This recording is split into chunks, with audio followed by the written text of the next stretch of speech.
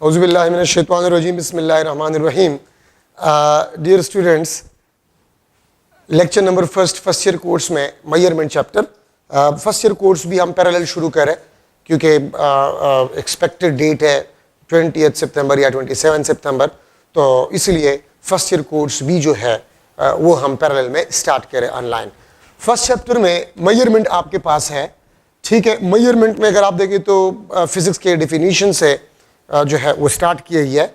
Physics का definition, चूंकि time कम है तो अब ये डिफिनीशन में फिनिशन हम नहीं करेंगे। फिजिक्स आपके पास जो है मॉडर्न डिफिनीशन जो है the study of mass, energy and their mutual relationship, ठीक है। तो आइंस्टाइन मास एनर्जी इक्वेशन के बेस पे फिजिक्स का डिफिनीशन किया गया है। E is equal to mc square, ठीक है। E आपके पास जो है this is for the energy और m आपके पास जो है this is for mass.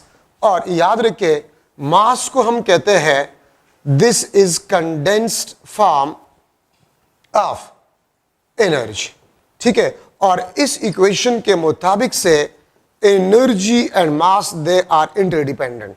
Energy can be converted into mass and mass can be converted into energy, ठीक है। वेयर सी स्क्वायर आपके पास जो है this is a proportionality constant. तो देखिए जो मॉडर्न डिफिनीशन है फिजिक्स का वो इस इक्वेशन के बेस पे which is the Einstein mass energy equation is equal to mc square, ठीक है। So the study of mass, energy and their mutual relationship, क्योंकि इस कायनात में सिर्फ दो चीजें हैं, या तो एनर्जी है या मास है। एनर्जी मास में कन्वर्ट होता है, मास एनर्जी में कन्वर्ट होता है। मॉडर्न फिजिक्स में आप लोगों ने पढ़ा है, ठीक है। पेयर प्रोडक्शन में इलेक्ट्रोमैग्नेटिक रेडिएशन गैमा रेज जो है वो इलेक्ट्रॉन और पॉजिट्रॉन में कन्वर्ट हो जाता है, ठीक है। और इनहेलेशन ऑफ मैटर में इलेक्ट्रॉन और पॉजिट्रॉन आपके पास जो है जब इसको हम मिलाते हैं तो वो एनर्जी में कन्वर्ट हो जाते हैं, गामा रेज में कन्वर्ट हो जाते हैं, ठीक है। मॉडर्न फिजिक्स में आप लोग ये चीजें पढ़ चुके हैं, ठीक है। तो बाकी इसमें हम और डिटेल में नहीं जा सकते क्योंकि जरूरत ही नहीं है, ठीक है। फिजिक्स के मुख्तलिफ ब्रांचेस हैं, लेकिन इसकी जो मेन दो ब्रांचेस है वो क्लासिकल फिजिक्स जिसको हम ओल्ड फिजिक्स भी कहते हैं और न्यूटोनियन फिजिक्स भी कहते हैं, ठीक है। और दूसरा आपके पास जो है मॉडर्न फिजिक्स है। क्लासिकल फिजिक्स में हम माइक्रोस्कोपिक बॉडीज को पढ़ते हैं, ठीक है, and motion with small speeds. Modern physics में हम माइक्रोस्कोपिक ऑब्जेक्ट्स को पढ़ते हैं और मोशन विद हाई स्पीड जिसको हम रिलेटिविस्टिक स्पीड कहते हैं, ठीक है। तो ये दो मेन ब्रांचेस है, बाकी आपके पास और ब्रांचेस भी है, ठीक है। मेजरमेंट आपके पास क्या होता है? Measurement the comparison of unknown physical quantity with a known physical quantity, ठीक है। मेजरमेंट का सिंपल मतलब आपके पास होता है the comparison of unknown physical quantities, of unknown physical quantity with a known physical quantity, ठीक है। इसको हम बेसिकली कहते हैं मेजरमेंट। और नॉन फिजिकल क्वांटिटी आपके पास है, इसको हम स्टैंडर्ड कहते हैं, ठीक है। इसको हम कहते हैं दिस इज स्टैंडर्ड, ठीक है। या स्टैंडर्ड को हम कहते हैं यूनिट क्वांटिटी, ठीक है। या यूनिट क्वांटिटी के बजाय सिंपली आप इसको लिख सकते हैं यूनिट। तो मेजरमेंट आपके पास जो है this is only the comparison of unknown physical quantity with a known physical quantity, ठीक है। लेकिन इन दोनों का नेचर आपके पास सेम होना चाहिए, मास के साथ, टाइम के साथ, लेंथ के साथ, ठीक है।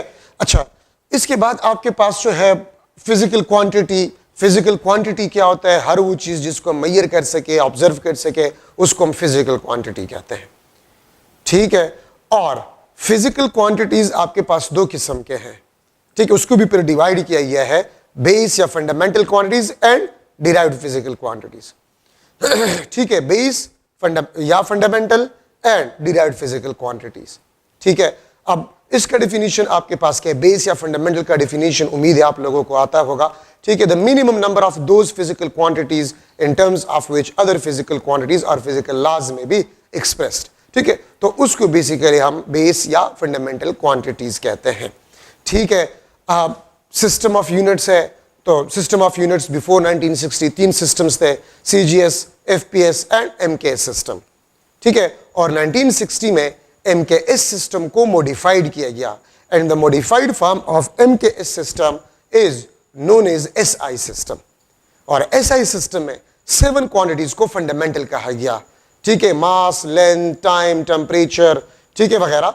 इसको 7 फिजिकल क्वांटिटीज को बेस क्वांटिटीज या फंडामेंटल क्वांटिटीज कंसीडर किया गया, ठीक है। और इसके अलावा जितनी भी फिजिकल क्वांटिटीज है उसको डिराइव्ड कहा गया है। डिराइव्ड फिजिकल क्वांटिटीज आपके पास वो फिजिकल क्वांटिटीज होते हैं जो और फिजिकल क्वांटिटी से बने होते हैं, ठीक है, तो उसको हम डिराइव्ड फिजिकल क्वांटिटीज कहते हैं। अच्छा, अब ऐसे ही सिस्टम में 7 क्वांटिटीज आपके पास फंडामेंटल है, बाकी आपके पास they are derived physical quantities, सही है। अच्छा, अब हमारे पास कुछ क्वांटिटीज है जिसको हम कहते हैं सप्लीमेंट्री क्वांटिटीज।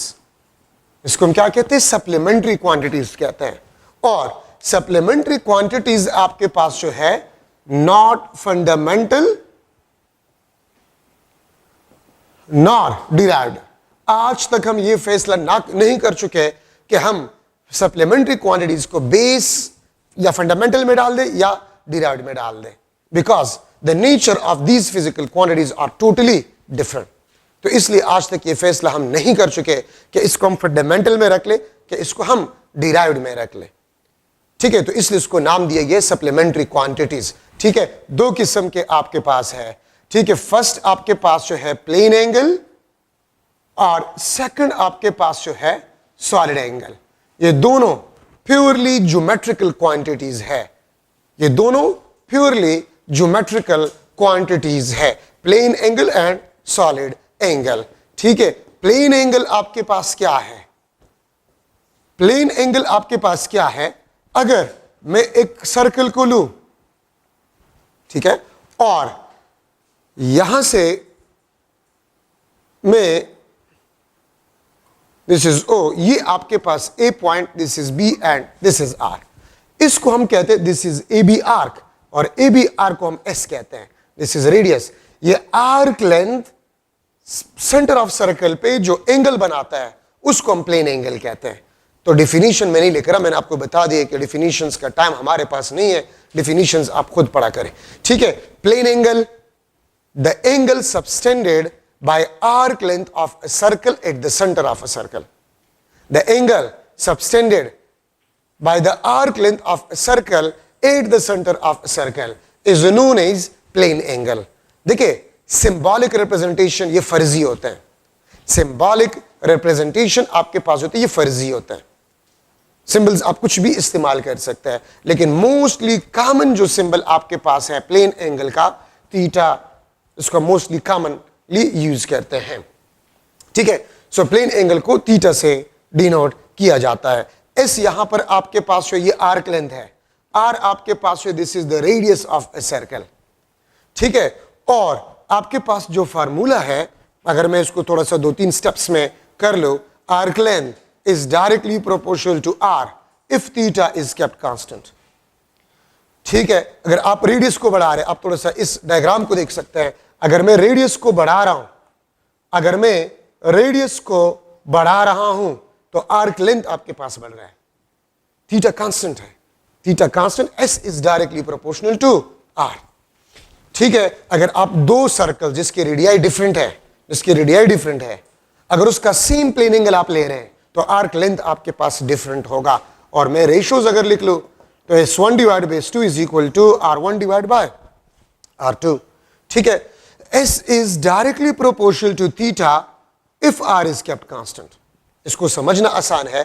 अगर मैं थीटा को बढ़ा रहा हूं, आप यहां से देख सकते हैं, अगर मैं थीटा को बढ़ा रहा हूं, ठीक है, अगर मैं थीटा को बढ़ा रहा हूं तो आर्क लेंथ भी आपके पास बढ़ रहा है, ठीक है, if the radius of circle is kept constant. आप देखिए, अगर मैं आर्क लेंथ को बढ़ा, थीटा को बढ़ा रहा हूं तो आर्क लेंथ भी बढ़ता है, ठीक है। और अगर मैं यहां पर इसका रेशियोज लिख लूं तो S1 divide by S2 is equal to theta 1 divide by theta 2।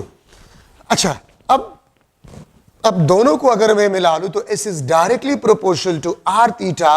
Proportionality को अगर मैं खत्म कर लूं तो K R थीटा, और K आपके पास किस चीज के बराबर है? 1 के बराबर है, तो S is equal to R theta, ठीक है। ये आपके पास इक्वेशन बन गया है। प्रोपोर्शनलिटी कांस्टेंट K का वैल्यू आपके पास जो है वो 1 है।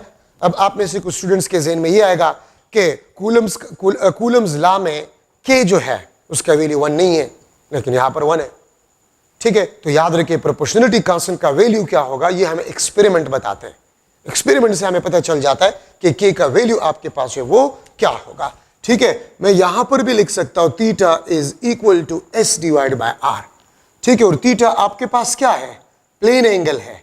तो देखिए प्लेन एंगल का डिफिनीशन आपके पास ये हो गया है, the ratio of arc length of a circle and radius of a circle. The ratio of arc length and radius of a circle is known as a plane angle. तो ये भी definition है, the ratio of arc length of a circle to the radius of a circle is known as plane angle. तो ये भी आपके पास plane angle का definition है। ठीक है, अच्छा अब यहां पर अगर मैं लो standard unit, तो स्टैंडर्ड यूनिट आपके पास जो है प्लेन एंगल का वो आपके पास रेडियन है। The standard unit of plane angle is a radian. ठीक है, अच्छा और 1 रेडियन किस चीज के बराबर है, 1 रेडियन का डिफिनीशन क्या है, if S is equal to R, if arc length is equal to the radius of a circle, if S is equal to R, अगर arc length radius of a circle के बराबर हो जाए तो फिर हम कहते हैं कि थीटा इस आर्क लेंथ का 1 रेडियन होगा। ठीक है, अगर मैं एग्जांपल जो है वो करूं,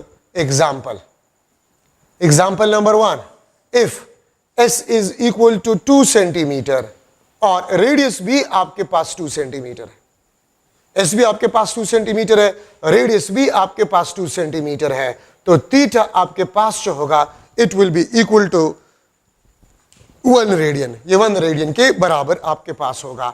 अगर मैं सेकंड एग्जांपल लूं, if S is equal to 6 centimetre, radius of a circle is also 6 centimetre, so theta आपके पास जो होगा it will be equal to 1 radian. So if arc length of a circle is equal to the radius of a circle, then theta will be equal to 1 radian. तो देखिए मैं इस फार्मूले को इस तरह लिख सकता हूं, एस डिवाइड बाय आर, और ये आपके पास रेडियन। ठीक है, ये एस बाय आर ये आपको न्यूमेरिकल वैल्यू के बारे में बताता है। ठीक है, और आपके पास जो रेडियन है this is a proper unit. Radian आपके पास जो है ये आपके पास प्रॉपर यूनिट है, और यूनिट और न्यूमेरिकल वैल्यू मिलकर आपको मैग्नीट्यूड के बारे में बताता है। न्यूमेरिकल वैल्यू का मतलब होता है कि how much a physical quantity is more or less than the standard. ठीक है, आपको जो न्यूमेरिकल वैल्यू है वो आपको ये बताता है कि एक फिजिकल क्वांटिटी कितना ज्यादा है या कितना कम है फ्रॉम द स्टैंडर्ड वैल्यू। ठीक है, इसका मतलब आपके पास जो है वो ये होता है। ठीक है, अब अगर मैं लिख लूं कि आपके पास मास है, mass is equal to 1 kg, अगर मैं लिख लूं mass is equal to 5 kg, तो 5 kg का मतलब होता है 5 टाइम्स ऑफ 1 kg। तो इसका मतलब ये होता है कि ये मास जिसकी हम बात कर रहे हैं this is 5 times, this is a 5 times of standard. 1 kilogram standard है, यूनिट है, और जो मास लेट सपोज मैंने मेजर किया है वो 5 टाइम्स ऑफ स्टैंडर्ड है। तो न्यूमेरिकल नंबर आपको ये बताता है कि how much times the measured value is more or less than the physical quantity या स्टैंडर्ड। ठीक है, तो ये आपके पास रेडियन का डिफिनीशन आपके पास होगी, और complete formula S divide by R radian. ठीक है, अब अगर मैं लिख लूं कि arc length is equal to 2 times of radius, अगर मैं लिख लूं, चलिए मैं एक MCQ, if arc length of a circle is equal to 2 times of radius of a circle, then plane angle will be equal to dash. Plane angle आपके पास है वो क्या होगा। ठीक है, तो मैं लिख सकता हूं 1 रेडियन, 2 रेडियन। ठीक है, सी ऑप्शन आपके पास जो है दैट इज 114 डिग्री, और डी ऑप्शन आपके पास जो है दिस इज 57 डिग्री। तो आंसर आपके पास जो है 2 रेडियन। अगर यहां पर मैं लिख लूं theta is equal to dash in radian, मैं इसको चेंज कर रहा हूं, मैं इसको लिख लूंगा 1 डिग्री। ठीक है, तो ये आपके पास आंसर जो है 2 रेडियन है। सही है, तो ये आपके पास एक मॉडल एमसीक्यू। तो देखिए अगर आर्क लेंथ आपको गिवन और रेडियस गिवन है तो थीटा क्या होगा वो आप इस फार्मूले से मालूम कर सकते हैं। ठीक है, तो ये आपके पास एक मॉडल एमसीक्यू। अच्छा, अब इसके और भी यूनिट्स है। रेडियन आपके पास है वो स्टैंडर्ड यूनिट है, ठीक है। अब यहां पर मैं एक और चीज डिस्कस करना चाहता हूं कि मैक्सिमम एंगल आपके पास क्या होगा। तो इसके लिए circumference of circle, circumference of circle आपके पास है, this is equal to 2 pi R, ठीक है। या 2r को हम डायमीटर कहते हैं, मैं इसको इस तरह भी लिख सकता हूं, D pi, capital D is diameter, r is the radius. तो देखिए, if radius of a circle is given, if you put here you will get the circumference of a circle, ठीक है। और याद रखिए सरकमफेरेंस ऑफ अ सर्कल ये आपके पास maximum arc length है, this is the maximum arc length of a circle, this is the maximum arc length of a circle. तो मैं अगर आपसे पूछूं इस मैक्सिमम ये किस चीज के बराबर होगा, सरकमफेरेंस, और सरकमफेरेंस किस चीज के बराबर होगा, this will be equal to 2 pi R, ये आपके पास 2 पाई आर के बराबर होगा, ठीक है। अब अगर मैं आपसे पूछूं the angle subtended by circumference of circle, the angle subtended by circumference of a circle, so ये आपके पास बन जाएगा circumference divide by R into radian, या ये आपके पास 2 pi R divide by R into radian. So theta आपके पास बन जाएगा 2 पाई रेडियन। तो याद रखिए, आपसे पूछा जा सकता है what is the maximum, what is the angle of the maximum arc length of a circle, what is the angle of maximum arc length of a circle, या सर्कल का जो आर्क लेंथ है वो मैक्सिमम कितना angle बना सकता है, तो 2 पाई रेडियन, या इसको मैं इस तरह भी लिख सकता हूं पाई 3.14, तो ये आपके पास 6.28 रेडियन आपके पास होगा, ठीक है। सो this is the angle subtended by circumference of a circle. अब यहां पर आप इसको देख ले, angle subtended by circumference of a circle, this is independent, ये एक इंपॉर्टेंट कंसेप्ट है, मैं यहां पर लिख लेता हूं, ये आपके पास एक इंपॉर्टेंट कंसेप्ट है, this is independent of R, diameter, area, circumference. याद रखिए जो मैक्सिमम एंगल है, ठीक है, या सरकमफेरेंस का जो एंगल है, this is independent of R, diameter, area and circumference, ठीक है। ये बात याद रखिए, ये आपके पास इंपॉर्टेंट कंसेप्ट है।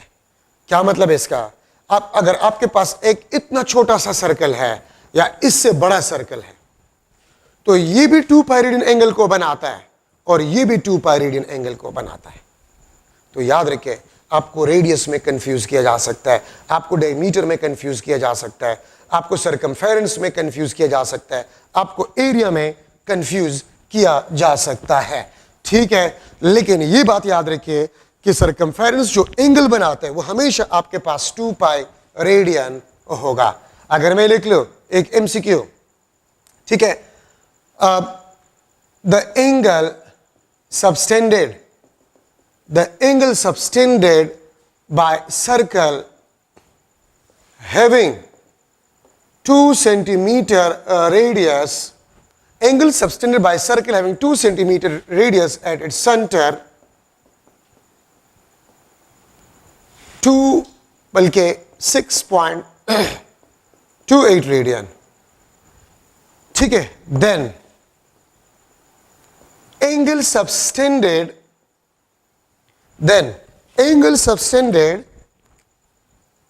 by circumference of another circle having 4 centimeter radius at its center will be dish, ठीक है। ए ऑप्शन में लिख लेता हूं, that is 2 pi radian, B option आपके पास 1 रेडियन, सी ऑप्शन आपके पास 1 डिग्री, और डी ऑप्शन आपके पास जो है दैट इज 4 पाई रेडियन। ठीक है, आप थोड़ा सा क्वेश्चन को देखें, मैंने यहां पर लिखा the angle subtended by circle of circle 2 centimetre radius. तो अगर दूसरा सर्कल है जिसका रेडियस 4 सेंटीमीटर है, वो कितने एंगल बनाएगा? तो देखिए, अगर सर्कल का डायमीटर डबल हो जाए, रेडियस डबल हो जाए, सरकमफेरेंस डबल हो जाए, एरिया डबल हो जाए, ठीक है, तो याद रखिए सरकमफेरेंस के एंगल पे कुछ भी फर्क नहीं पड़ेगा, वो आपके पास 2 पाई रेडियन ही होगा। एक सर्कल जो है वो 2 पाई रेडियन से ज्यादा एंगल नहीं बना सकता। So the maximum angle by the circumference of a circle is a 2 pi radian. The angle subtended by maximum arc length of a circle is 2 pi radian. ठीक है, अगर आप एरिया को डबल करें, रेडियस को, एरिया को, circumference को, diameter को, अब जितने भी टाइम चेंज करें तो सरकमफेरेंस ऑफ अ सर्कल वो 2 पाई रेडियन एंगल को बनाएगा। ठीक है, ये बात याद रखिए। सो this is one of the model MCQ in a radian. यहां पर जो पाई हमने लिख लिया पाई, तो पाई का डेफिनेशन आपके पास क्या है?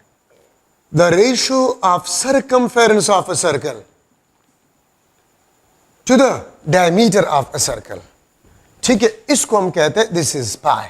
The ratio of circumference of a circle to the diameter of a circle is equal to pi. इसको हम पाई कहते हैं। ठीक है, तो ये आपके पास पाई का डिफिनीशन हो गया। अच्छा, अब यहां पर हम स्टार्ट कर रहे हैं degree. Degree is also unit of plane angle. This is also the unit of plane angle, but this is not a standard unit. Unit एक फिजिकल क्वांटिटी, एक से ज्यादा यूनिट्स हम इस्तेमाल करते हैं, लेकिन सारे स्टैंडर्ड नहीं होते।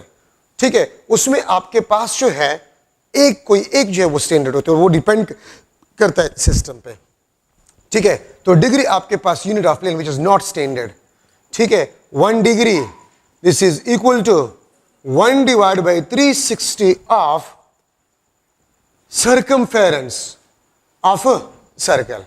1 डिग्री आपके पास जो है this is equal to 1 divide by 360 of circumference of a circle. ठीक है, मतलब ये है कि सरकमफेरेंस ऑफ सर्कल को अगर आप 360 इक्वल पार्ट्स में डिवाइड करें तो एक पार्ट का एंगल 1 डिग्री होगा। ठीक है, ये बात आप लोग याद रखिए। या मैं इस तरह भी लिख सकता हूं, angle of circumference is equal to 360 degree. तो देखिए, सरकमफेरेंस का एंगल 2 पाई रेडियन भी है और 360 डिग्री भी है, तो मैं लिख सकता हूं 2 pi radian is equal to 360 degree. 2 pi radian is equal to 360 degree. और अगर मैं इसको स्प्लिट करूं तो 1 रेडियन आपके पास बन जाएगा 360 डिग्री डिवाइड बाय 2 पाई। और अगर आप इसको सॉल्व करें तो आपके पास बन जाता है 1 radian is equal to 57 degree. तो ये इक्वेशन आपको बता रहा है कि radian is larger than degree. Radian degree से लार्जर है। ठीक है, और अगर मैं इंटर कन्वर्जन करना चाहता हूं तो n times of 1 radian is equal to n times of 57 degree. 2 radian कितने डिग्री के बराबर है? तो 2 मल्टीप्लाई करें दोनों साइड पे। ठीक है, 4 रेडियन तो कितने डिग्री के बराबर? तो 4 दोनों साइड पे मल्टीप्लाई करें। ठीक है, और मैं इस तरह भी लिख सकता हूं कि 1 degree is equal to 2 pi radian divide by 360। ठीक है, तो मैं यहां से लिख सकता हूं 1 डिग्री आपके पास जो होगा this will be equal to, ये आपके पास इक्वल होगा 1 degree is equal to 1 divide by 57 radian. 1 divide by 57 radian आपके पास होगा। ठीक है, अच्छा, so n times of 1 degree this is equal to n times of 1 divide by 57 radian. ये भी आप इंटर कन्वर्जन के लिए इस्तेमाल कर सकते हैं। रेडियन से आप डिग्री में जा सकते हैं, डिग्री से आप रेडियन में जा सकते हैं। ठीक है, तो ये बात याद रखें। अच्छा, देखिए, रिवॉल्यूशन भी आपके पास यूनिट है। रिवॉल्यूशन यहां पर लिख लेता हूं, रिवोल्यूशन आपके पास जो है, this is also the unit of plane angle. ठीक है, 1 revolution this is equal to 2 pi radian. ठीक है, तो अगर मैं लिख लो n revolution, n times of 1 revolution this is equal to n times of 2 pi radian. n times of 1 revolution is equal to n times of 2 pi radian. अगर 2 revolution है तो n2 होगा, 2 दोनों साइड पे मल्टीप्लाई करें। अगर 3 revolution है तो n3 होगा, दोनों साइड पे 3 आप मल्टीप्लाई करें। ठीक है, और मैं लिख सकता हूं 1 radian is equal to 1 divide by 2 pi revolution. 1 radian is equal to 1 divide by 2 pi revolution, या इसको आप इस तरीके से भी लिख सकते हैं, n times of 1 radian is equal to n times of 1 divide by 2 pi revolution. तो देखिए, आप रिवोल्यूशन को रेडियन में कन्वर्ट कर सकते हैं और रेडियन को आप रिवोल्यूशन में कन्वर्ट कर सकते हैं। अगर मैं लिख लूं 10 रिवोल्यूशन कितने रेडियन के बराबर होगा, सो n 10 होगा, 10 दोनों साइड में मल्टीप्लाई करें। अगर मैं लिख लूं 10 रेडियन कितनी रिवोल्यूशन को बराबर होगा, तो ये 10 होगा। तो आप रिवोल्यूशन से रेडियन में जा सकते हैं और रेडियन से आप रिवोल्यूशन में जा सकते हैं। ठीक है, तो ये बात आप लोग याद रखिए। अच्छा, इसके और भी स्मॉलर यूनिट्स हैं, smaller units, minutes and seconds.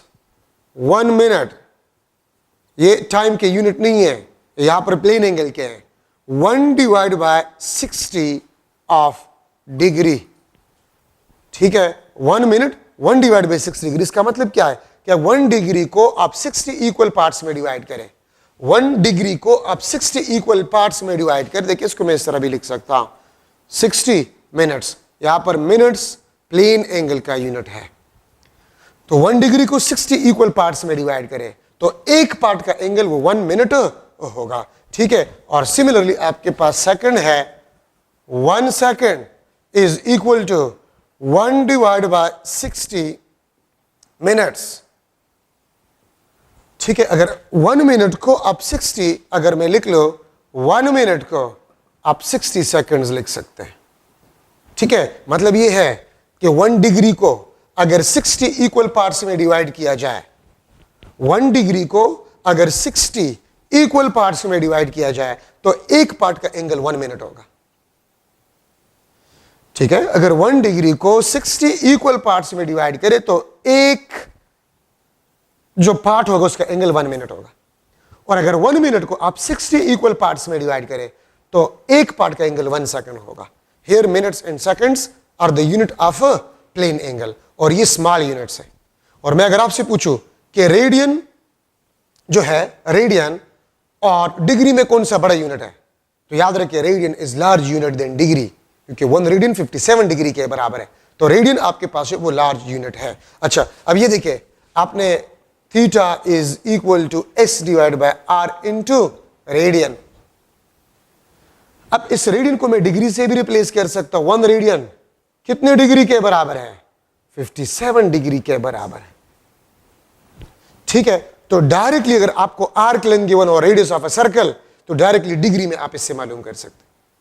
अगर आर्क लेंथ और रेडियस गिवन हो तो आप इस फॉर्मूले से रेडियन में मालूम कर सकते हैं एंगल। ठीक है, आप देखिए, अगर मैं लिख लो कि एस आपके पास जो है, अगर मैं लिख लो if S is equal to arc length 2 time of radius of a circle, if the arc length is equal to 2 times of radius of a circle, then plane angle will be equal to dash degree। ठीक है, कितना degree आपके पास होगा।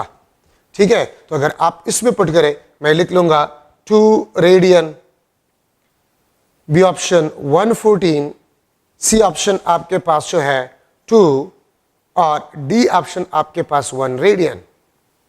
तो answer आपके पास क्या होगा, एस 2r पुट करें, आर कैंसिल, 2 मल्टीप्लाई बाय 57, 114 आपके पास आंसर हो जाएगा। ठीक है, तो एस बाय आर रेडियन, अगर आपको आर्क लेंथ गिवन हो और रेडियस, डायरेक्टली रेडियन का एंगल आप इससे मालूम कर सकते हैं। अगर आर्क लेंथ और रेडियस गिवन हो, डायरेक्टली आप इससे डिग्री में कन्वर्ट कर सकते हैं। ठीक है, so these are the important points in the plane angle. ठीक है, ये प्लेन एंगल में इंपॉर्टेंट पॉइंट्स आपके पास जो है बन गए। ठीक है, अगर मैं आपसे पूछूं हाफ सरकमफेरेंस कितना एंगल बनाते हैं, हाफ सरकमफेरेंस, तो पूरा सरकमफेरेंस 2 पाई रेडियन, तो हाफ सरकमफेरेंस पाई रेडियन। ठीक है, अगर मैं आपसे पूछूं कि what will B the angle of 1/4 of circumference of a circle, में एक एमसीक्यू यहां पर बना लेता हूं, यहां पर मैं लिख लूंगा। ठीक है, एक एमसीक्यू मैं लिख लेता हूं। What will B angle of 2 centimeter arc length of a circle of circumference, या having circumference having 20 centimeter circumference. What will be the angle of 2 centimeter arc length of a circle having 20 centimeter circumference? एक circle है, उसका circumference आपके पास 20 centimetre है। ठीक है, तो उसका 2 सेंटीमीटर आर्क लेंथ आपके पास होगा, वो कितना एंगल बनाएगा? 2 रेडियन। बी ऑप्शन आपके पास जो है π/5 रेडियन। सी ऑप्शन आपके पास जो है पाई डिग्री, और डी ऑप्शन आपके पास जो है 3 पाई डिवाइड बाय 2 रेडियन। ठीक है, तो आप थोड़ा सा देख ले, आपके पास सरकमफेरेंस कितना है? 20 सेंटीमीटर, और आर्क लेंथ कितना है? 2 सेंटीमीटर। तो मैं इस सरकमफेरेंस को किस नंबर पे डिवाइड करूं कि आर्क लेंथ 2 सेंटीमीटर आ जाए? तो 10 पे। अब देखिए, सरकमफेरेंस को अगर आप किसी नंबर पे डिवाइड करें, मतलब सरकमफेरेंस का आप n फ्रैक्शन लें, तो वो आपको आर्क लेंथ देगा। Fraction of circumference means arc length of a circle. Fraction of circumference means arc length of a circle. और ये arc length एंगल कितना बनाएगा? तो circumference का एंगल कितना है? 2 pi radian divide bye n। अगर आप circumference के एंगल को उसी नंबर पे डिवाइड करें, या circumference के एंगल का वही फ्रैक्शन ले, तो आपके पास उस आर्क लेंथ का एंगल आ जाएगा, इसका एंगल आपके पास आ जाए। मैं इस बात को फिर रिपीट कर रहा हूं, सरकमफेरेंस का आप जो फ्रैक्शन ले रहे हैं, ये आपका सरकमफेरेंस, आप इसका कितना फ्रैक्शन ले रहे हैं? हाफ ले रहे हैं, 1/8 ले रहे हैं, 1/6 ले रहे हैं फ्रैक्शन। तो उतना फ्रैक्शन 2 पाई रेडियन का ले, वो उसी आर्क लेंथ का एंगल आपके पास होगा। तो देखिए, मैं 20 सेंटीमीटर को किस नंबर पे डिवाइड करूं कि 2 सेंटीमीटर आ जाए? 20 सेंटीमीटर सरकमफेरेंस है, मैं इसको किस नंबर पे डिवाइड करूं कि 2 सेंटीमीटर आर्क लेंथ आ जाए? तो 10 पे। ठीक है, अगर आप इसको 10 पे डिवाइड करें तो ये 2 सेंटीमीटर, और 20 सेंटीमीटर सरकमफेरेंस है, तो 2 पाई को भी आप 10 पे डिवाइड करें, तो 5 पाई डिवाइड बाय 5 रेडियन। तो अगर एक सर्कल है और उसका सरकमफेरेंस 20 सेंटीमीटर है, तो उस सर्कल के 2 सेंटीमीटर आर्क लेंथ का जो एंगल होगा, वो पाई डिवाइड बाय 5 रेडियन होगा, वो पाई डिवाइड बाय 5 रेडियन होगा। ठीक है, ये बात याद रखिए। तो सरकमफेरेंस को मैं किस नंबर पे डिवाइड करूं कि आर्क लेंथ आ जाए? तो सरकमफेरेंस के एंगल 2 पाई को भी उसी नंबर पे डिवाइड करें, उस आर्क लेंथ का एंगल आपके पास आ जाएगा। ठीक है, तो ये आपके पास एक लास्ट मॉडल एमसीक्यू आपके पास बन गया। अच्छा, प्लेन एंगल मैंने आपको नहीं बताया, plane angle is a 2 dimensional angle, और प्लेन एंगल आर्क लेंथ का या लेंथ का एंगल है। तो मैं इस तरह भी कह सकता हूं, the angle of a length at some point in space, the angle of length at some point in space is known as plane angle. ठीक है, एक लेंथ का एंगल, अगर ये एक लेंथ है, तो ये इस पॉइंट के साथ जो एंगल बनाता है, उसको हम आर्क लेंथ कहते हैं।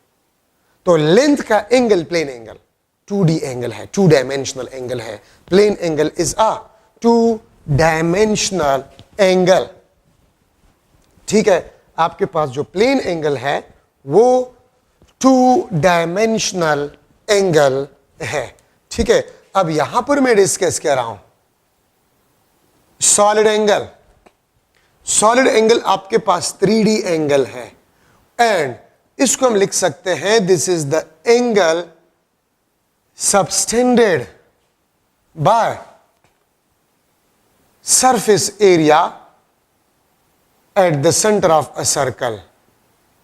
याद रखे 2D में सबसे सिंपलेस्ट आपके पास शेप जो है वो सर्कल है, और 3D में सबसे सिंपलेस्ट शेप आपके पास जो है वो स्फीयर है। So angle subtended by surface area at the centre of a circle is known as solid angle. ठीक है, और ये आपके पास जो है 3D एंगल है, और ये भी प्योरली ज्योमेट्रिकल है। ये अगर आपके पास स्फीयर है, 3D में सबसे सिंपलेस्ट आपके पास जो शेप है वो आपके पास स्फीयर है। ठीक है, तो ये आपके पास सरफेस एरिया, ये आपके पास सरफेस एरिया, और इसका एंगल आपके पास जो है this is a solid angle. ठीक है, ये आपके पास एंगल है किस चीज का? ठीक है, इसको हम सॉलिड एंगल कहते हैं। ठीक है, and this is the radius of a sphere. तो देखिए, अगर मैं इस हाथ को लूं, ये हाथ का मेरा सरफेस एरिया किसी पॉइंट के साथ जो एंगल बनाता है जो सॉलिड एंगल कहलाता है। ठीक है, मैं अगर ये बुक लो, बुक का सरफेस एरिया, इस बुक का सरफेस एरिया किसी पॉइंट के साथ जो एंगल बनाते हैं वो सॉलिड एंगल कहलाएगा। और जो लेंथ का एंगल होगा, लेंथ का एंगल प्लेन एंगल कहलाता है, और सरफेस एरिया का एंगल वो सॉलिड एंगल कहलाता है। ठीक है, तो यहां पर मैंने लिख लिया है plane angle be the angle of a length at some point in space, क्योंकि 2D 1D और 3D ये स्पेस का ही आपके पास हिस्सा है। ठीक है, अच्छा, इसका फार्मूला आपके पास जो है, इसका formula the ratio of area to the square of radius. वहां पर आर्क लेंथ और रेडियस का रेशियो था, यहां पर एरिया और आर स्क्वायर का। वहां पर आर क्यू था प्लेन एंगल में, यहां पर आर स्क्वायर क्यू है। एरिया है यहां पर, और एरिया में आर पे स्क्वायर होती है इसलिए आर स्क्वायर है, और आर्क लेंथ एक लेंथ है इसलिए रेडियस वहां पर है। ठीक है, अच्छा, इसका जो स्टैंडर्ड यूनिट है, द स्टैंडर्ड यूनिट, तो स्टैंडर्ड यूनिट इसका स्टेरेडियन है। स्टेरेडियन आपके पास है, this is the standard unit of a solid angle. ठीक है, और वन स्टेरेडियन को हम किस तरह डिफाइन कर सकते हैं? वन स्टेरेडियन को हम डिफाइन कर सकते हैं if A is equal to R square. अगर surface area square of radius के बराबर हो जाए, तो आप इस फॉर्मूले में देखें ना। ठीक है, स्टेरेडियन मैंने यहां पर लिख लिया, और मैं फॉर्मूले को इस तरह लिख सकता हूं, S is equal to A divide by R square into steradian. S is equal to A divide by R square steradian. ठीक है, तो ये कंप्लीट फार्मूला बन गया। ये न्यूमेरिकल नंबर, ये आपके पास proper unit. If A is equal to R square, if the surface area is equal to the square of radius of sphere, तो फिर आपके पास एस जो होगा वन स्टेरेडियन के बराबर होगा। एग्जाम्पल अगर मैं दूं, ठीक है, बल्कि मैं एक एमसीक्यू अगर लिख लो, if surface area angle subtended by 4 centimeter square area of a sphere, angle subtended by 4 centimeter square area of a sphere at the center of a sphere having a radius 2 centimeter will be dash. Angle subtended by 4 centimeter square area of a sphere at the center of a sphere having radius 2 centimeter will be dash. 1 radian भी आपके पास 1 steradian, सी आपके पास 2 बल्कि 2 pi radian, और सी आपके D option आपके पास बन जाएगा 4 पाई स्टेरेडियन। ठीक है, तो आप अगर फॉर्मूले में पुट कर ले, area 4 centimetre square, radius 2 centimetre है, तो 2 सेंटीमीटर का स्क्वायर करें तो क्या बन जाता है? 4 सेंटीमीटर। तो आपके पास 4 centimetre square divide bye 4 centimetre square steradian cancel, तो आपके पास 1 स्टेरेडियन, इसका आंसर आपके पास आ गया। The angle subtended by the surface area of a sphere is known as solid angle. इसको हम सॉलिड एंगल कहते हैं। ठीक है, फॉर्मूला आपके पास a divide by R square steradian आपके पास बन गया है। ठीक है, अब यहां पर जो है, अब हम ले रहे हैं the angle subtended bye closed surface area of a sphere. देखिए, आपके पास एक ओपन सरफेस एरिया होता है और एक क्लोज सरफेस एरिया होता है। एक आपके पास ओपन सरफेस एरिया होता है और एक क्लोज सरफेस एरिया होता है। तो वो सरफेस एरिया जो कि कुछ वॉल्यूम को बाउंड करता है, स्पेस के वॉल्यूम को बाउंड करता है, इनक्लोज करता है, वो क्लोज सरफेस एरिया कहलाता है। आप जिस रूम में बैठे हुए हैं, आप इस रूम का क्लोज सरफेस एरिया क्या है? 1 2 3 4 5 6। आपके रूम के 6 फेसेस हैं और 6 फेसेस के एरियाज मालूम करके ऐड कर जाए तो आपके रूम का क्लोज सरफेस एरिया आ जाएगा।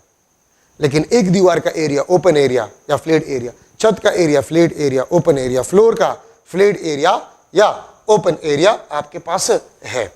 तो close surface area, the area of any 3D body, the area which enclosed some volume of space, उसको हम क्लोज्ड सरफेस एरिया कहते हैं। क्योंकि यहां पर हमने स्फीयर लिया है। स्फीयर हमने क्यों लिया है? क्योंकि स्फीयर 3D में से सबसे सिंपलेस्ट ऑब्जेक्ट आपके पास है।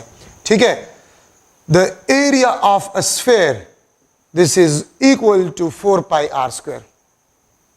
The area of a sphere is equal to 4 pi R square. ठीक है, तो मैं अगर सॉलिड एंगल लिख लो, so area of a sphere divide by R square into steradian. ठीक है, तो मैं इसको लिख लूंगा 4 pi R square divide by R square into steradian, और इस आपके पास बन जाएगा S is equal to 4 pi steradian. So this is the angle subtended by the close surface area of a sphere. ठीक है, 4 पाई स्टेरेडियन। आप अगर इसमें देखें, जिस तरह आपने सरकमफेरेंस के एंगल में पढ़ा 2 पाई रेडियन, उसमें भी रेडियस या डायमीटर या एरिया नहीं था या सरकमफेरेंस नहीं था।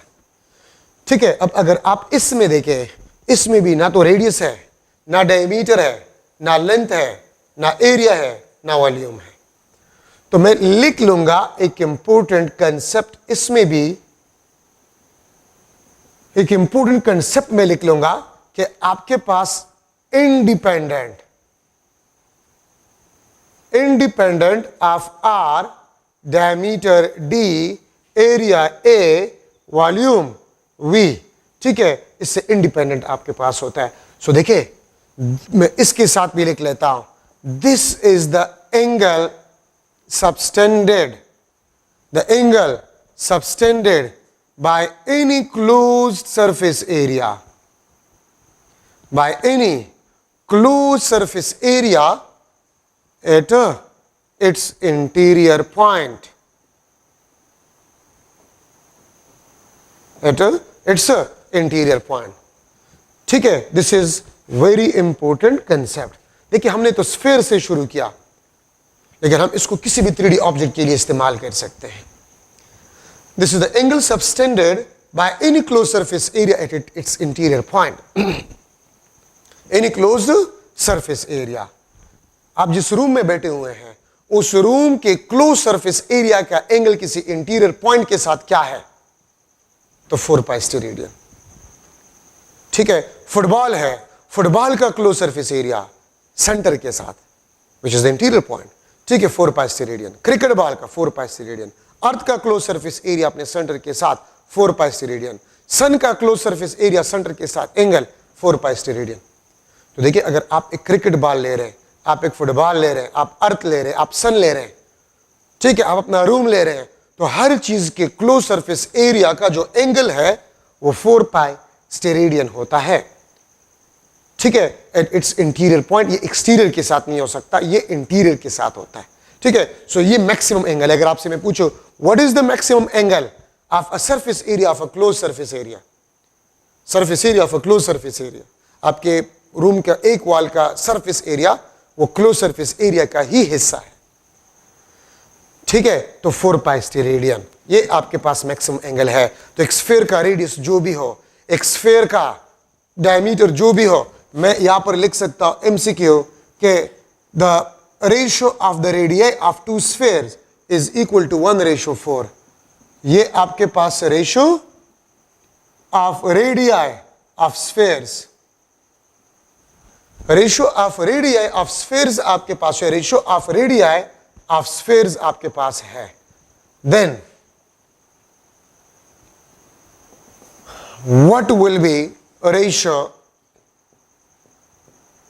Of their solid angle, what will be the ratio of their solid angles? ठीक है, then what will be the ratio of their solid angles of closed surface area? ठीक है, तो ए ऑप्शन आपके पास 1:4, B option 1:1, C option 1:16, D option 4:1।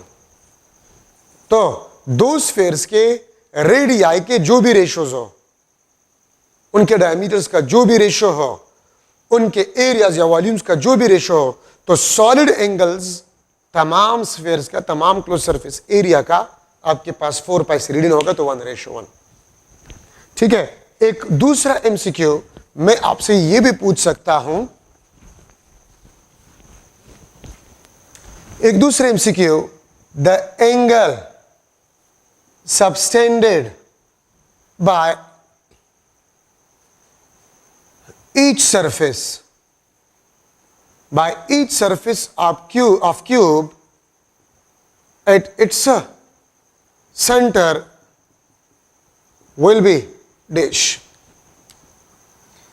A option 1 steradian, B option 4π steradian, C option आपके पास जो है 3π डिवाइड बाय, बल्कि 2π divide by 3 steradian, D option आपके पास जो है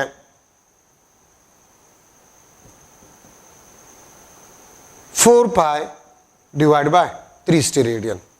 तो आंसर आपके पास क्या होगा? तो देखिए मैंने यहां पर क्या लिखे, क्यूब, और आपको पता है कि क्यूब के तमाम सरफेसेस एरियाज वो इक्वल होते हैं, तो मैंने यहां पर लिखे ईच सरफेस एरिया।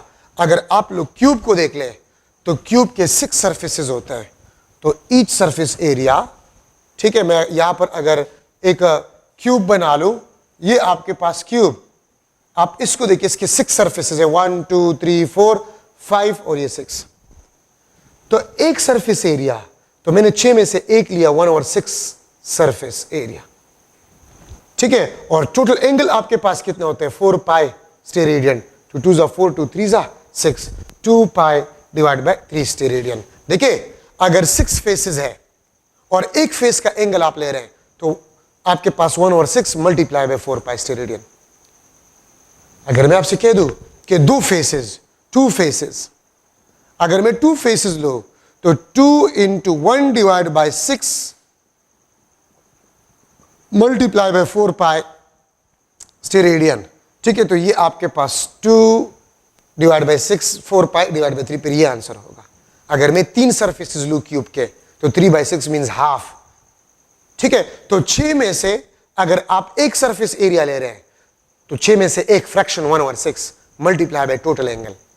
अगर आप 2 सरफेसेस ले रहे हैं तो 2 divide by 6 multiply by total angle. अगर आप 3 सरफेसेस ले रहे हैं तो 3 divide by 6 multiply by total angle. तो आपके पास ये जो है इंपॉर्टेंट कंसेप्ट आपके पास सॉलिड एंगल में जो है वो बन गया है। ठीक है, अब अगर मैं जो है लूं एक चीज इसमें से, अगर मैं लूं कि स्फीयर है, स्फीयर का हाफ क्लोज सरफेस एरिया, तो 4π को हाफ करें, 2π स्टेरेडियन। स्फीयर का 1/4 पार्ट, तो 4π को 4 पे डिवाइड करें। ठीक है, अच्छा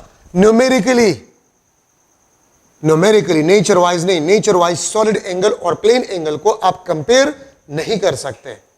ठीक है, न्यूमेरिकली सॉलिड एंगल ये 4π S is equal to 2 multiply by 2π, तो ये आपके पास 2 थीटा। सो याद रखिए, numerically solid angle that is equal to 2 times of plane angle, लेकिन न्यूमेरिकली, अच्छा नेचर वाइज नहीं। न्यूमेरिकली का मतलब क्या है? अगर मैं आपसे पूछूं न्यूमेरिकली का मतलब क्या है, न्यूमेरिकली का मतलब ये होता है, आप यहां पर देखें, अगर मैं लिख लूं 10 किलोग्राम ये मास है और टाइम आपके पास 10 सेकंड्स है, तो मास और टाइम तो बराबर नहीं हो सकते, लेकिन न्यूमेरिकली आपके पास mass is equal to T means 10 is equal to 10। मैं किलोग्राम और सेकंड नहीं लिख सकते इसके साथ, तो याद रखे numerically solid angle is equal to 2 times of a plane angle. Numerically solid angle is equal to 2 times of plane angle. ठीक है, तो ये बात आप लोग याद रखिए। तो ये आपका फर्स्ट ईयर कोर्स मैंने शुरू कर लिया। ठीक है, फर्स्ट ईयर कोर्स भी हम पैरेलल में जाएंगे, 2 लेक्चर्स अपलोड होंगे।